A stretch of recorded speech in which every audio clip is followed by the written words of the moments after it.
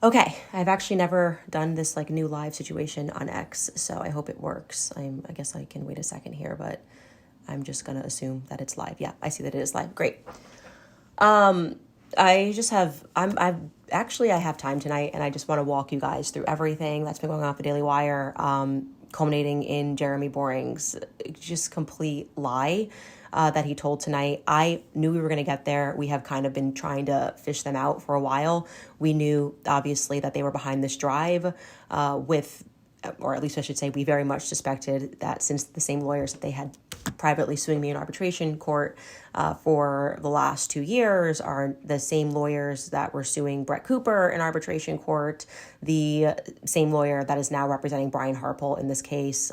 We had received a ton of tips that, and obviously been publicly said, sue her regarding Erica Kirk, and Jeremy dressing up this, hey, I have this piece of information that we had learned that George got arrested, basically just sharing Laura Loomer's report. You have no idea how much this just triggered me, because just first and foremost, to get to at the heart of what they're trying to do, they have been desperately trying to destroy me and trying to destroy my family for about 3 years now since they fired me. And I'm going to go back and tell you the story of the things that they have done. But in this particular circumstance, they don't know what has happened. They have been trying to draw blood for years, and they now have Laura Loomer, who, what they're largely trying to insinuate and what Jeremy says there is people should dig. You know, we heard this report and we didn't do anything when we heard this report, but people should dig and follow Laura Loomer to see. I don't know if George was guilty of this crime. He's kind of caging this. I don't know if George did this DUI or if he was charged, but we were approached about this, and we made the noble decision not to say anything until Candace attacked Erica Kirk. It's the most despicable, dishonest narrative, first and foremost. Again, what it does to my soul when people who did not like Charlie Kirk, Jeremy, and Ben Shapiro are now using him as a shield, his family as a shield, so that they can just do what they've been doing for the last 3 years while Charlie Kirk was perfectly alive and actually backing me up. When they began this pursuit of my family, he was there for me throughout it. There is just a level of sinister dishonesty that these people have. I actually can say that I don't have the vocabulary to express how I feel about their nature and their truly evil nature. So yeah, what they're trying to get at the end of what he's saying there as well is like, hey, Laura Loomer is suggesting, and he's now suggesting, that my husband and I, and this is categorically false, I cannot say it enough, paid off someone. She has been saying that he was involved in a DUI hit and run. She is saying that, and they are doubling down and saying that this took place and that George and I, implying that George and I may have paid someone off and then lied to the federal government so that his record was clean as he was an immigrant. So let's interpret this the way that it is and understand why we are now going to fight fire with full fire. What they are saying, what they are hoping, this is a full-blown conspiracy theory, is that the conspiracy theory proves true and that they are successful in breaking up my family, because it would be a crime. Make no mistake. If we paid someone off to make a brandishing weapon crime of the century go away, and then we lied on our immigration docs, his immigration would be revoked. My family would be split up. Again, it's a fantasy novel. It's not true. But the fact that they were willing to bet on that and hope that it's true means that we are really getting to, I guess, a level of demented that I guess the world is actually can see, because you have Ben Shapiro right now calling for a bombing in Iran. People are going, what is wrong with him? This is how they are. They will eventually pull you into the depths of just their hatred. They have a hatred that you can't hit upon. They fired me and they have not been able to let me go for 3 years. So let me tell you the true story of what Jeremy Boring is referring to. No, Jeremy Boring did not do me and my family any favors. It is the exact opposite. They have been the people driving this campaign against my husband behind the scenes, and we have been aware of that since August of 2024, when we were contacted by the New York Post, by a reporter who had done a ton of articles in support of Ben Shapiro. We know how this works. We're not new to this.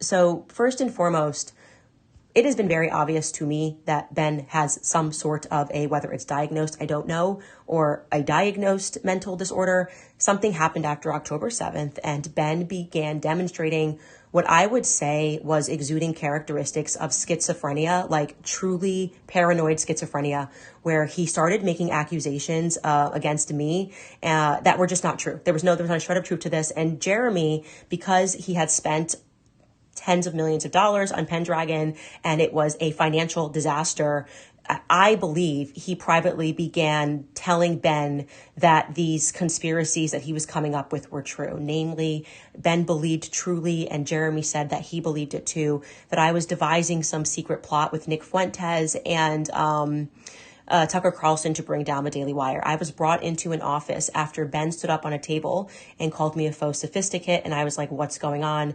And they basically wanted me to apologize to Ben for him having insulted me.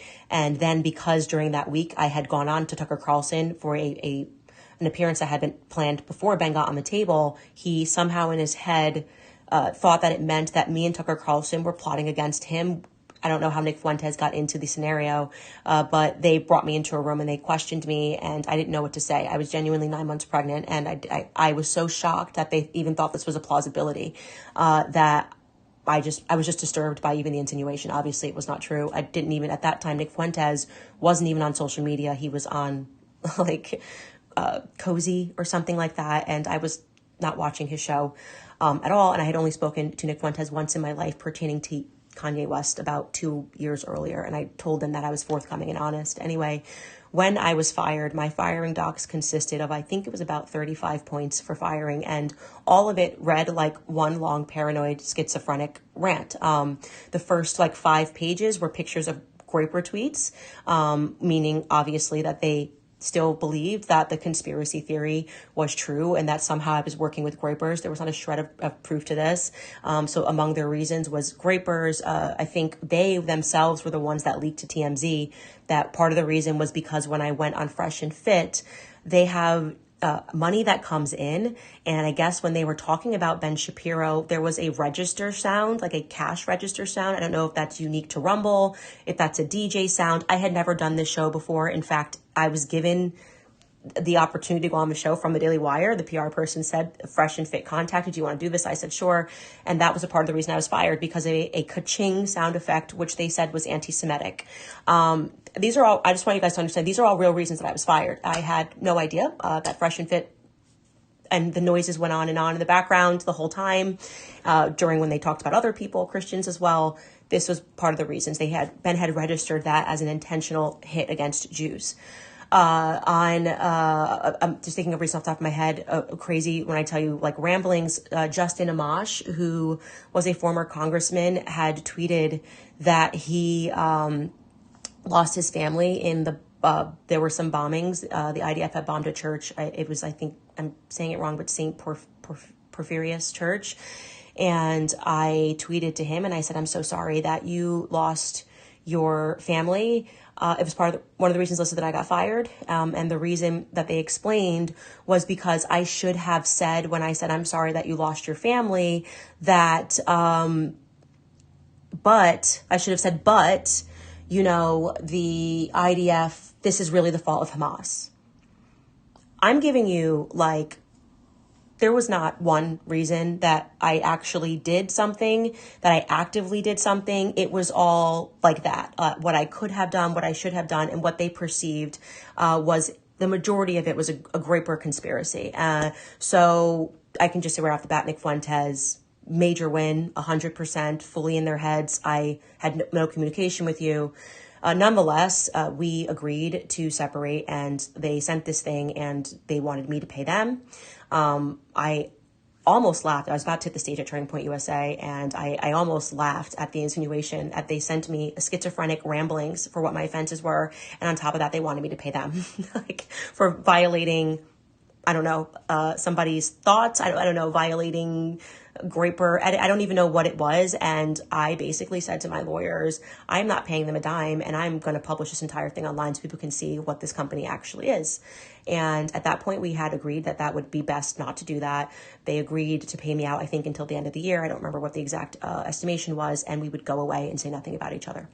And we would both just say a statement. And I was very content with that because at that point, I thought that they were completely deranged. I thought Ben had had a mental break and I didn't want anything to do with the company. So there was no further step that needs to be done on my part. Obviously, you guys know what happens next. Andrew Clavin posts the Christ is King video within 48 hours after we signed this agreement, and it completely backfires. And they end up losing tens of thousands of subscribers over this planned attack. And we obviously, on my side, were like, didn't we just sign an agreement that the employees wouldn't talk trash to each other, that I wouldn't say anything about the employees, they wouldn't say anything about me? And they kind of came back and said, ha, ha, ha, tricky clause. Andrew Clavin's actually a carve-out. He's not technically an employee. He's contracted and he's protected. So they maneuvered it so that they could still hit me and smear me, but if I responded, I would get sued. Despite this, because of the Christ is King scandal, I still got sued. So they basically were suing to get the money back that we had agreed to separate. And their reasons for their claim, even though they had insulted me publicly, was that I had violated the NDA by responding to Andrew Clavin's video where he completely defamed me. He referred to me as anti-Semitic, Christ is King, the scandal he couldn't get over. And Jeremy signed some thing saying we lost tens of thousands of subscribers because they insulted me. So I was being sued because of what they did to me, but they were able to construe this as disparagement by going through my likes, okay? So when you're in arbitration court, it's a private court. Right. You will try to get away with things. I'm learning this now. Obviously, when you sign an agreement and you think everybody's normal, you don't predict that someone's going to have a mental break. You don't predict, you don't really know what an arbitration court is. I mean, I will say that, like, I have never been in arbitration court. I just thought it was sort of like, hey, we don't want to have a big messy fight. Let's agree that we're going to do this privately. I didn't realize this means that we can continue to stalk you for years and we can just keep bringing you back in here and say that you're violating a disparagement clause. And then it's going to be up to a judge who's going to have the sole power to decide whether that's right or wrong, right? There's no jury. No one's going to see it in the public. That's ridiculous. And they just did this. They came up with a bunch of offenses, including likes. So the majority of this was like, if someone, I couldn't say anything to defend myself during this Crisis King thing, but if I liked someone saying, this is ridiculous, I can't believe the Daily Wire is doing this, how dare they drafted that into the lawsuit. Candace liked this tweet, and you get this old judge doesn't even know what a like is. Nobody looks at people's likes on X. This is when X had likes. And this became grounds for them to sue me for millions of dollars. Okay. So we went into arbitration court, and we're duking this out. And when this is happening, we receive some sort of an understanding, and this, I'm going to get documents from our lawyers. I had to send them a note today that they were simultaneously trying to find and dig in through me and George's life to try to find things that would embarrass us, and or a private investigator of sorts or whatever. And we were like, okay, fine. We live our lives very nobly. We have nothing to hide. You realize this is 2024, and when we were in France, I think it was in France, that's when we got the call from the New York Post. The New York Post called us and they said, and this is literally a writer who always was writing on behalf of Ben Shapiro in all of these wars, online wars that were happening, with court cases raging on. And he says, we have this document and it proves that George was got a DUI charge, blah, blah. This is going through our PR agent. Our PR agent says that didn't happen. George was never charged for a DUI. And this report that you have doesn't exist. It says that he has black hair. The New York Times never runs it. And we never hear from the New York Post, pardon me. We never hear from them again. At the same time, this was literally a blessing from God as we're fighting them in court.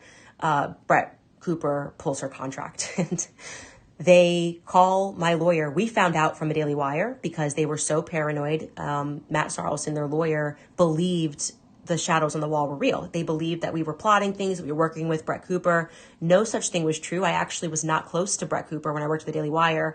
I had done a couple of things with her, like we did this skit in London, and I think she had come on my show, I had done her show, but we shot at totally different times and we just didn't get to see each other. So we maybe truly hung out like 5 times the whole time I was at the Daily Wire. And so when this happened and we found out from their lawyer, because he was so convinced, Matt Sarlson, that we had something to do with it, that he told us, we were absolutely shocked. I called Brett, got the inside scoop, obviously, on her. I was like, what the heck? You pulled your contract. And her reasons were completely related to Jeremy. It had nothing to do with anything that was happening, obviously, between me and Ben, anything that's happening with Israel. It was generally, everyone knows Jeremy Boring is a creep, and those were her reasons. And then he got extra creepy and tried to basically do what he was doing to me, what him and Ben were doing to me, to Brett Cooper, except she was like a 22-year-old. Same exact methodology. They started looking through her likes. You might remember that there was this random article that was written about her. And I had all the markings. I saw it happening to her about her liking a post. And so this, what is her name? Alyssa Cordova was basically tasked with stalking us. So if you commented on YouTube, they would pull this into a lawsuit. They would call this disparagement. They would bring these things and they would have people write articles about what you liked. That's where the entire narrative of Candace liked a tweet about Jews drinking Christian blood came from. It came from me liking a tweet of somebody defending me against Rabbi Shmuley, against something that I didn't do. But they ignored that part, and then he said, are you drunk on Christian blood or something? And then they ran with that, and they made that like front page news. Also, I believe that was one of the reasons that I got fired, because they had them run the article and then say that I caused them embarrassment or something like that. It was totally insane over a like.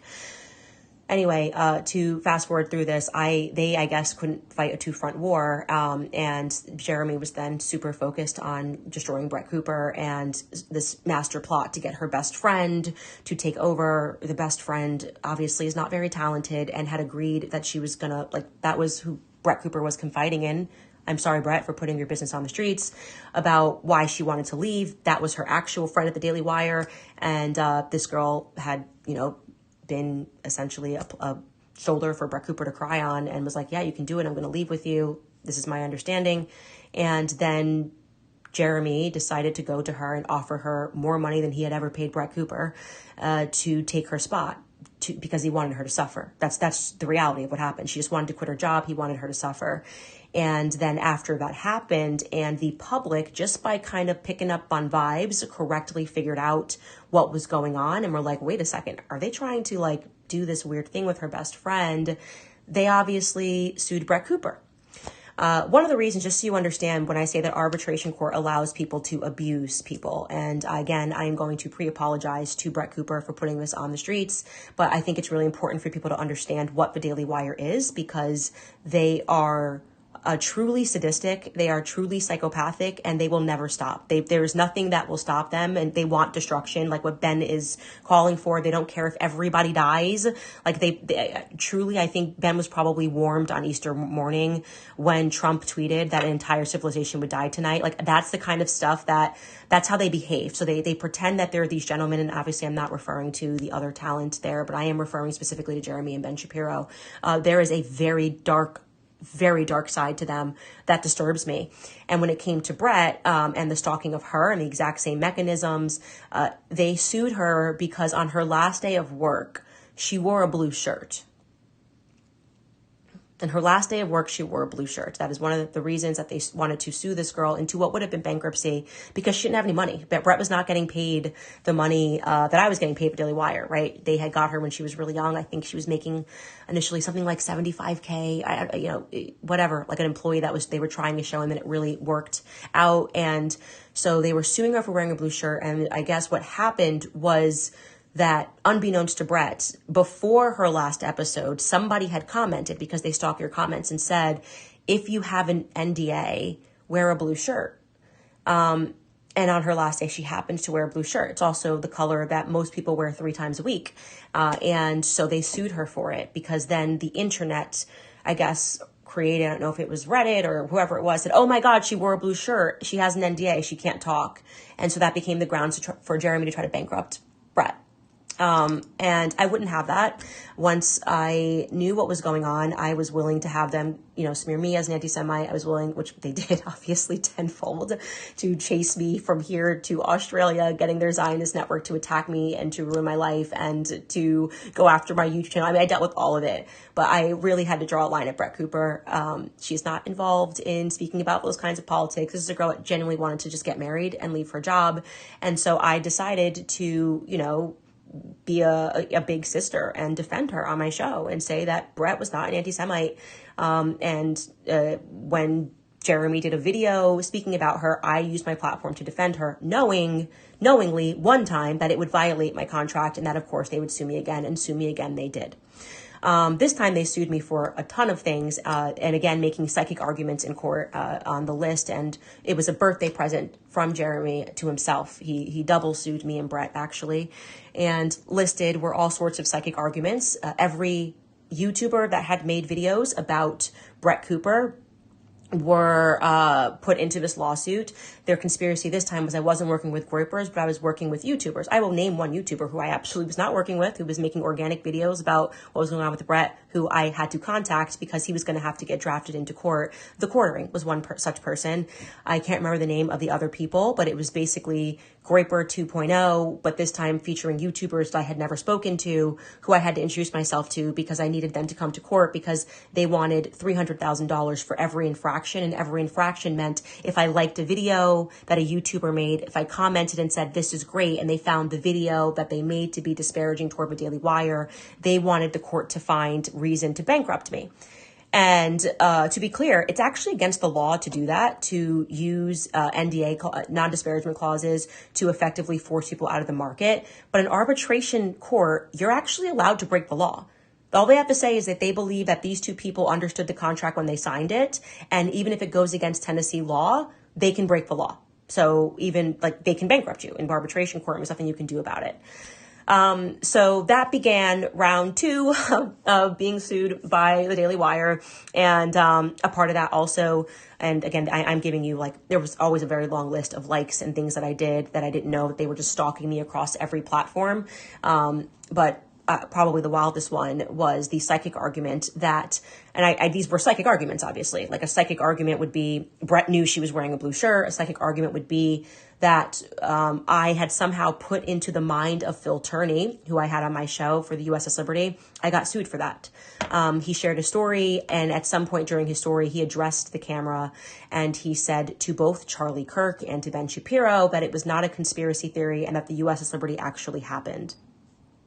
Okay, who cares, right? Well, they wanted for me to pay hundreds of thousands of dollars for him saying that statement because it was disparaging to Ben. And we played Ben in his own words just to like cover that, so that in case Phil was wrong and Ben didn't say that, we included a clip of what Ben actually did say. Didn't matter. They found that that they think that I induced Phil Turney to feel that way about Ben, and they wanted me to pay for allowing this man who has survived so much. He's like 76 years old. I was going to have to ask him to come into court to defend me against being bankrupted from the Daily Wire. Again, this is all happening when I'm trying to start my company and trying to go solo. And simultaneously, they're still running this game of trying to get the press to go after me, to go after my family. So when I say it has been a nonstop onslaught against my life, this is what I mean. And I do think it's time for us to share the documents so people can actually read the documents of what my family has lived through, because I feel like I should be doing a series like Surviving the Daily Wire. People don't understand what it's been like, and we have never played dirty back with them. We have never. Everything they ever put together was a conspiracy theory in their own head. We don't play that way. We have genuinely, and I partially think that's the reason why we've been protected by them, and why conclusions like even the Brett thing happening, which they thought was a big conspiracy and it wasn't. I also got questioned in court about Patrick Bet David. I mean, any conspiracy you can think of, I have been subjected to, because no one wanted to acknowledge that Ben was wrong when he got up on the table and called me faux sophisticate. So the conspiracy theories are getting wilder and wilder and wilder. But them trying to dress up like they morally have to do the right thing, and they want people to focus on finding out, which again, I will say is categorically false. The idea that my husband and I would play politics to that degree, that we have that power. We don't know anybody here in Tennessee, Nashville, outside of the Catholic Church. That is our entire network. So just want to state that. But this week has been a doozy. We knew it was Daily Wire because when Laura was pulling up certain documents, there were trusts that we had asked the Daily Wire to pay, like payments that only the Daily Wire would know existed. LLCs that we had asked the Daily Wire to pay that only the Daily Wire would have known existed. She was not finding this stuff on her own. And of course, she winked and kind of hinted at the timing that they were, all coordinating this attack with Brian Harpole lawsuit, Matt Sarlson being the lawyer. He's retweeting her about my husband. And so it was very obvious to us, because we have lived this with the Daily Wire, because this has been just what our life has been for the last 3 years, that this was orchestrated by them. And this was kind of like Benny's last stand, with a nice ad from Jeremy, who is, it is difficult for you. Like I said, you could ask anybody that's worked with the Daily Wire, at the Daily Wire, outside of Michael Knowles, who gets along with anybody, what Jeremy is. He's just a malignant narcissist. He will always build himself a stage and will always pretend that he is moral and principled. I mean, he has tortured people for things that his niece did at the Daily Wire, people who work on my team today. The stories about Jeremy Boring, if you wanted to do a series, would be unceasing. But I do want to acknowledge something else, because he pretended that they were taking a moral principle, and we don't know. We don't know if George Farmer was found guilty of a DUI. We don't know if he gave money. And we stayed out, but she's attacking a widow, as if they weren't trying to get this story out themselves behind the scenes, like I said, long before the Daily Wire ever got involved. But there is stories that have happened at the Daily Wire that they certainly did know, that were pertaining to their own employees, that happened just last year, and that they were keen to knock it out to the public, and which I think people would care a lot more about, than a DUI charge, because it involves pedophilia, and it's one of the most disgusting, demonic stories that I've ever heard, and it pertains to their longtime employee named Zach Lewis. So Zach Lewis, and you should know, but he was employed and working with Bent Key Kids. That's kind of a crucial element. And they have tried to sort of disappear the story as they try and attempt to moralize. And of course, to be frank, had they not began these demonic attacks against my family over the last 2 weeks because their company is failing, I probably would have followed the philosophy that it's not really a business, and we stay away from the Daily Wire's business, because they just attack us, doing shows about us in the no, constantly doing that. We never hit back. We don't want to waste our time and our energy on this. But regarding Zach Lewis, because I really think it just shows you how these people attempt to moralize and attack other people's families when these are the things that they are surrounded by, and hoping the public never finds out. Zach Lewis, like I said, is a longtime employee of theirs who works on the camera. And the report, which actually, kudos to you, Twitter. Twitter actually approached the Nashville Police Department in January of 2025. So this is, Jeremy, when you were the CEO. So maybe, actually, I think if journalists want to dig into something, this might be the one that's more interesting, given our fascination with the manner in which it seems that people who support Israel will also protect the Epstein class of pedophiles. I just feel like this might be a better and a stronger hook, rather than going on a wild goose chase, which is going to be a wild goose chase, just so you know, because we absolutely did not pay anybody off, and we absolutely did not lie on any of George's documents. You can state that, cut that, put it everywhere, go on a wild goose chase. I don't really care. It's known for the Daily Wire to do this sort of things. But on January 23rd, 2025, Metro Nashville Police Department, we had received a tip from Twitter, well, X, formerly Twitter, stating that they had accessed an account, Party Harbor, which is Zach Lewis, and I will say allegedly, but he's been arrested. He's been sitting in prison because he had sent a file containing child sexual abuse material. A search warrant for the contents of Party Harbor's account showed that child sex abuse of a minor file was a video depicting a prepubescent female child performing on a adult male's penis, prepubescent child. While he, and I'm going to use the word finishes on this, I will drop the report.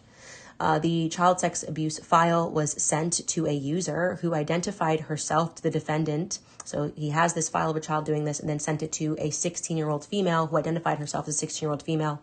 After learning the age of the defendant, that's Zach Lewis, also requested and received a nude video of her, the 16-year-old. And then the police officer writes, I have positively identified this minor female victim.